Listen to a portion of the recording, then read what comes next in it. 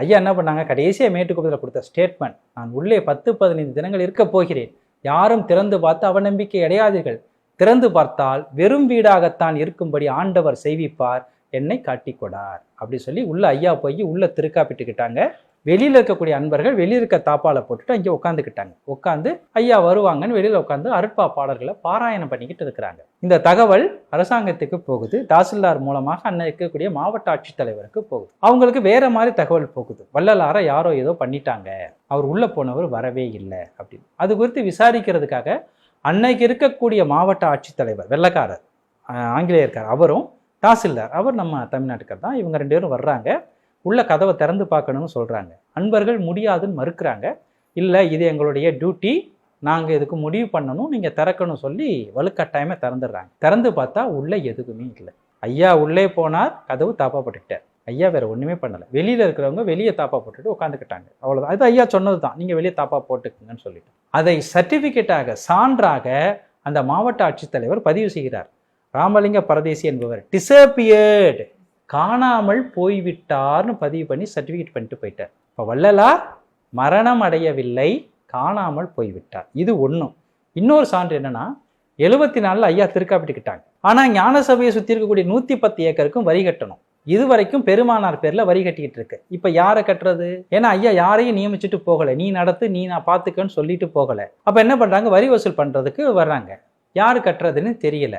அப்போ என்ன பண்ணுறாங்கன்னா, நான் வருவாய்த்துறையில் தான் வேலை பார்த்துக்கிட்டு இருக்கேன். ஒருவர் இறந்து போய் விட்டார், ஒருத்தர் இறந்துட்டார் அப்படின்னா மறுநாளே அவருடைய டெத் சர்டிஃபிகேட், இறப்பு சான்றிதழ் வாங்கி, வாரிசு சான்றிதழ் வாங்கி அவருடைய சொத்தை அவருடைய வாரிசுகள் அனுபவிக்கலாம். இது அரசாங்கத்தின் நடைமுறை. ஆனால் ஒருவர் காணாமல் போய்விட்டால், அவர் காணாமல் போனதுலேருந்து 7 ஆண்டுகள் பொறுத்திருக்க வேண்டும். 7 ஆண்டுகளுக்கு பின்பு அவர் காணாமல் போய்விட்டார் என்று சான்று வாங்கி அதன் பிறகுதான் அவருடைய வாரிசுகள் சொத்தை அனுபவிக்க முடியும். இப்போ 74 ஐயா திருக்காப்பிட்டுக்கிட்டாங்க.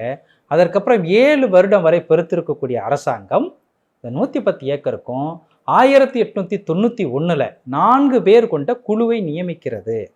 அதுலேயும் அவர் சர்டிஃபிகேட் தாசில் என்ன கொடுக்கிறார்னா, 1874 திருக்காப்பிட்டு கொண்ட வள்ளலார் அதன் பிறகு பொதுவில் வெளியில் வெளிப்படவில்லை, பகிரங்கத்தில் வெளிப்படவில்லை, அதனால் அவர் காணாமல் போய்விட்டதாக சான்று அளிக்கப்பட்டு இந்த 4 இந்த சொத்துக்கு ஜவாப்தாரியாக மாறுகிறார்கள். இவர்கள் வரி கட்டணும் சொல்றாங்க. ஐயாவுடைய பாடல்கள் ஐயா மரணமில்லா பெருவாழ்வு பெற்றாங்க, இறைவனா மாறுனாங்கிறதுக்கு சாட்சியாக இருக்கு.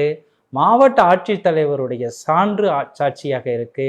7 வருடம் கழித்து தான் அந்த இடத்திற்கு நிலவரி வசூல் பண்ணுவதற்காக நியமிக்கப்பட்ட குழு, அதற்கு வழங்கப்பட்ட தாசில்தாருடைய சர்டிஃபிகேட், இது அனைத்தும் சான்றாக இருக்காங்க. பெருமானார் என்னவா இருக்காங்கன்னா, இறைவனாக இருக்கிறார், ஐந்தொழில் ஆற்றல் பெற்றிருக்கிறார். பெருமானாரை வணங்கினால், பெருமானார் சொல்படி நடந்தால் எனக்கு கிடைக்கிறத போல உங்களுக்கும் எல்லாமே கிடைக்கும்.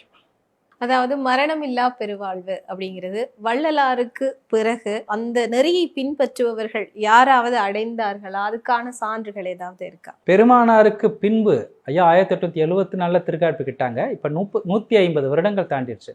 அதன் பிறகு அதை பெற்றவர்கள் என்று யாரும் பொதுவில் தெரியவில்லை.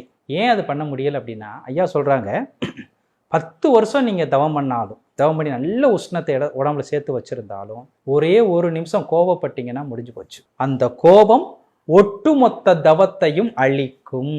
பெருமானாருக்கு முன்பு தவம் காட்டுக்கு போய் ஊசி மேல நின்று எலும்பு தெரிய தெரிய தவம் பண்ண கூட ஏன் அடைய முடியாம போச்சுன்னா, கோபத்தை யாரும் விடல. கோபம் எதை அடிப்படை ஆதாரமாக கொண்டிருக்கும்னா, ஆணவத்தை அடிப்படை ஆதாரமாக கொண்டு நிற்கும். கோபத்தை யாரும் விடல, யாரும் ஒழுங்கா தவம் பண்ணல. அதனால பெருமானார் சொன்ன போல மரணமில்லா பெருவாழ்வை பெருமானாருக்கு பின்பு யாரும் பெறவில்லை. ஆனால் கோபத்தை விட்டால், அதனால பெருமானார் சொல்படி நடந்தால்னு சொன்னேன்.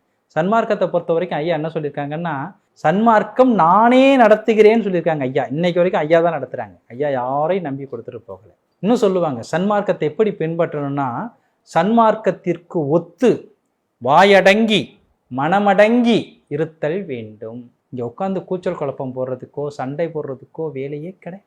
ஐயா என்ன சொன்னாங்களோ அதை பின்பற்றணும். ஐயா என்ன பண்ண சொன்னாங்க?